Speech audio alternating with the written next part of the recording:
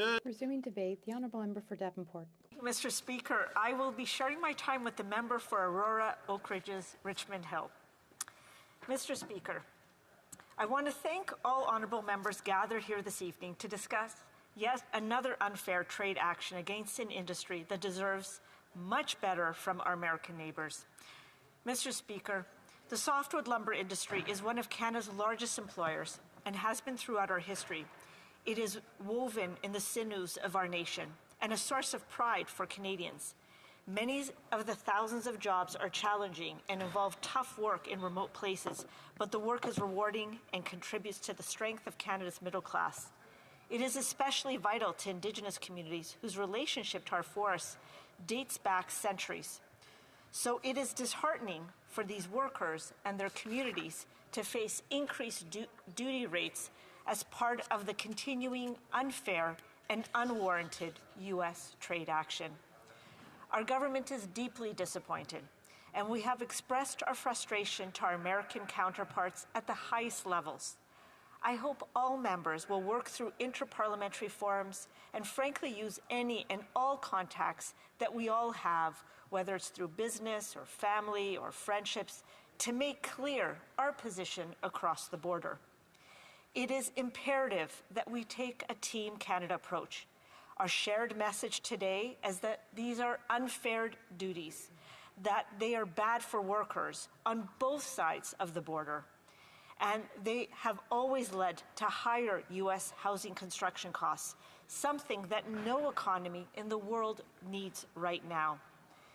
Mr. Speaker, I can assure colleagues that we have and will continue to vigorously defend our industry and its workers, and we are confident of success.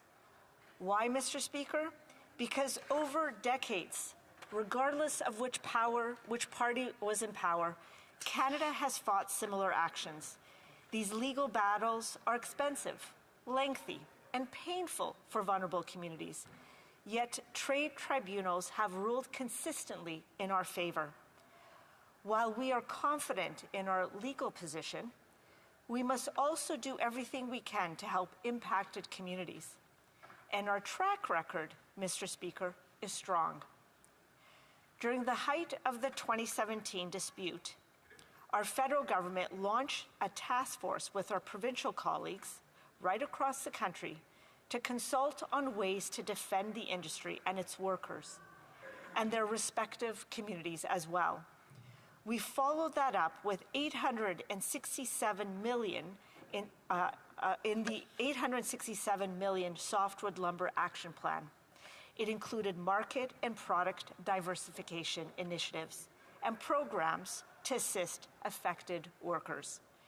And we have continued to invest in this industry.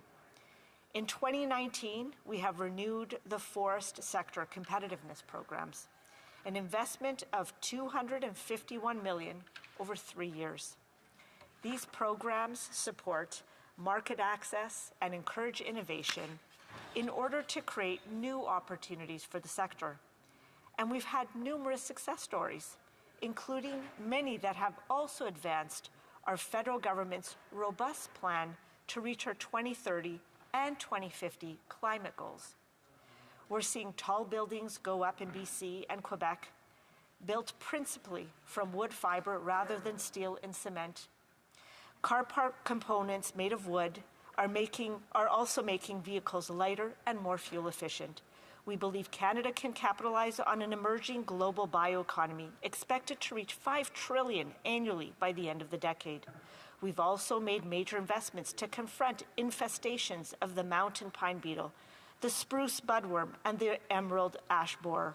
Mr. Speaker, there are many other examples to illustrate how our government has defended this industry and its workers, and that should give all members and all Canadians confidence that we will do so again. Thank you, Mr. Speaker.